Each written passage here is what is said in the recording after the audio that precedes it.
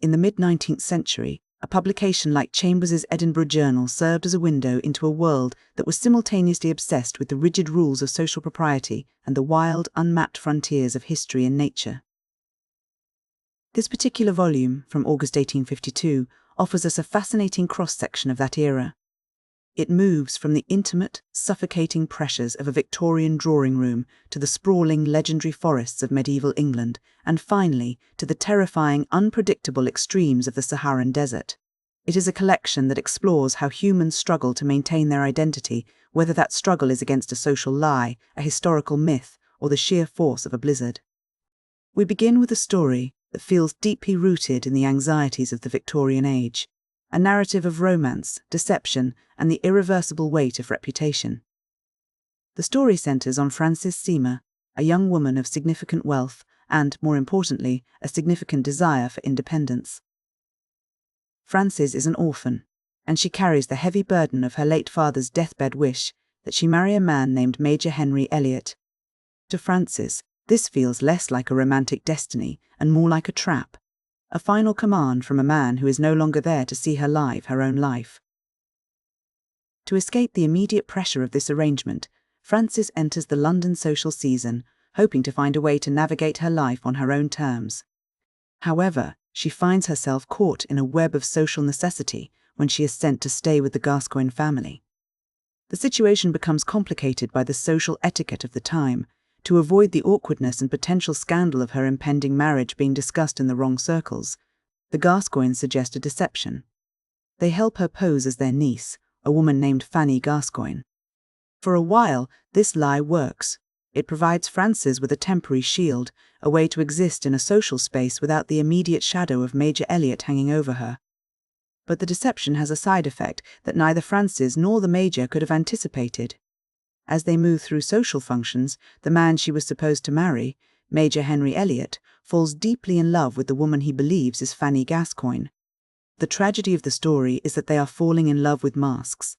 They are two people connecting through a falsehood, and because the foundation is built on a lie, the structure cannot hold. The tension reaches a breaking point when the truth begins to unravel. Major Elliot, still unaware that Fanny is actually Frances, proposes to her. At the same time, he is under the impression that the real Frances Seymour is already in love with another man. A catastrophic series of misunderstandings follows. When the truth of her identity is finally revealed, the Major doesn't see a woman who was trying to protect her autonomy. He sees a woman who has been dishonest and fickle. He perceives her previous behavior, the very thing that allowed her to find happiness with him, as evidence of a fractured character. To make matters worse, a letter arrives from a Lieutenant Vincent Dunbar. Elliot had actually encouraged Dunbar to pursue Frances, hoping to settle the matter of her affections, but the letter only serves to confirm Elliot's worst fears. In his eyes, the evidence is clear. Frances is unfaithful and deceptive.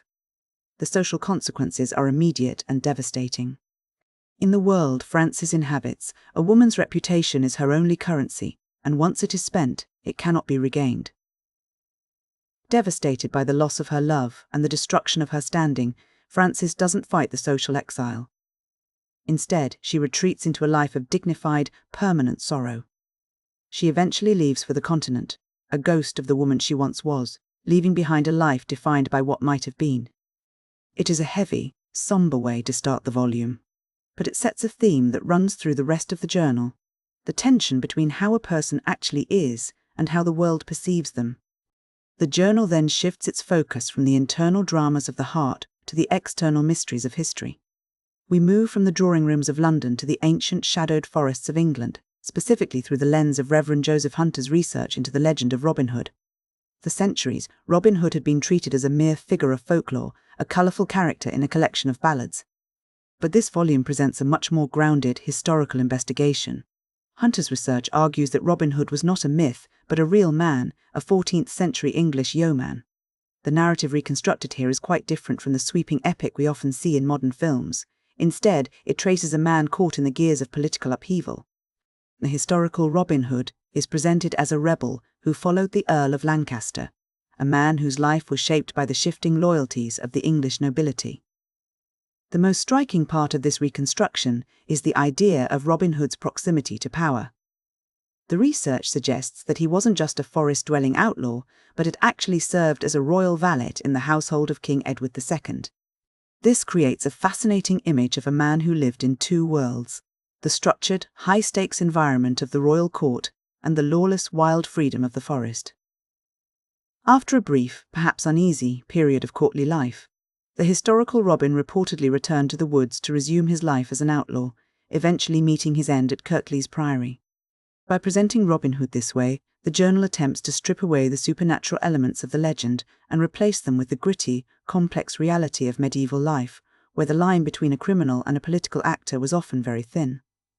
This movement from the personal deception of Frances Seymour to the historical reconstruction of a legend mirrors a broader Victorian impulse, the desire to apply rigorous evidence-based inquiry to everything, whether it is the character of a woman or the life of a folk hero.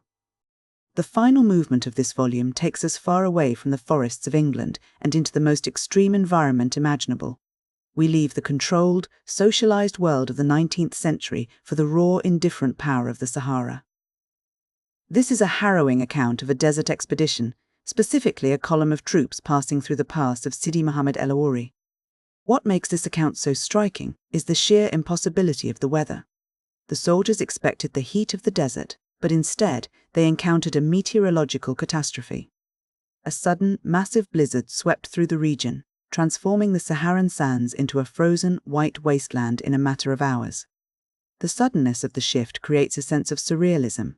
The men found themselves standing in a desert that had become a steppe of ice. The expedition quickly descends into a struggle for survival. The guides, who were experts in the desert heat, were rendered completely useless by the snow.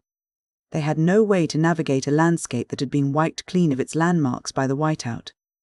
This left General Cavaignac in a position of absolute responsibility. To prevent the column from wandering aimlessly into certain death, he had to lead the men blindly, relying almost entirely on a compass and sheer psychological will. The conditions were brutal. The soldiers were forced to endure bivouacs in sub-zero temperatures, facing the constant threat of starvation and the lethargic, heavy stupor that comes with extreme cold. It is a vivid depiction of human vulnerability. No matter how disciplined or well-equipped a military force might be, they are ultimately at the mercy of the elements. As the survivors finally managed to reach the shelter of the mountains, they thought the worst was over. But nature had one more cruelty in store. As they emerged from the whiteout, they were struck by a widespread epidemic of snowblindness. The intense, blinding glare of the sun, reflecting off the vast, pristine expanse of snow, was too much for their eyes to bear. Just as they found physical safety, they were struck by a sensory crisis, left temporarily blind by the very landscape that had almost killed them. It is a stark, almost poetic conclusion to the expedition, a reminder that even when we survive the storm, the environment remains a formidable adversary. When we look at these three disparate stories together, the tragic romance of Frances Seymour, the historical reconstruction of Robin Hood, and the survival of the desert expedition, we see a common thread. It is a study of the limits of human control. In the first story, Frances tries to control her destiny by using deception, only to find that social perception is a force she cannot manipulate. In the second, we see the attempt to control the past through historical research, trying to pin down a man who has been lost to legend. In the third, we see the total failure of human control when faced with the sudden, violent shifts of the natural world. There is a particular tension in this volume between the known and the unknown. The mid-Victorian era was a time of immense confidence. It was an age of steam engines, of global empires, and of scientific advancement. Yet, this journal reminds us that even in an age of such progress, there are things that remain profoundly unpredictable. There is the unpredictability of the human heart, which can turn from love to resentment in a single misunderstood letter. There is the unpredictability of history, where a legend can be dismantled by a single archival discovery. And there is the unpredictability of nature, which can turn a desert into an ice field in a single afternoon. The journal's focus on the perception of character in the Frances Seymour story is particularly telling of the era.